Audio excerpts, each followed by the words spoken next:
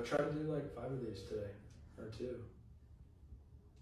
Just talk, and that, you know, hey Melanie, my name's Matthew. I'm over here at TRE. I'm trying to grow my business, and I was reaching out to some property management companies because I understand sometimes you guys get a lot of calls and you might not work with some of these clients in-house. I wanted to see if you guys had a process, or maybe I could be a referral agent to run with some of these leads that you might be getting, or if there's just any way I can bring some value for you guys. I'm actually the answering service out of the office right now. So answering the phone, so I'm not the person to talk to back. You gladly take a message and just somebody return your call. Yeah, that'd be great if you don't mind. I will have to give you a call back. Cool. Are you local here in Austin? Yes, we are. And you guys just do that answering service for property management companies? Just different companies.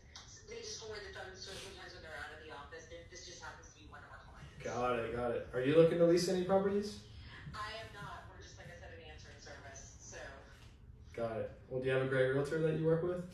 I do actually. So I appreciate your help though. Yes, ma'am. Appreciate you. You have a great day. You too. Bye-bye. You always got to keep pushing it.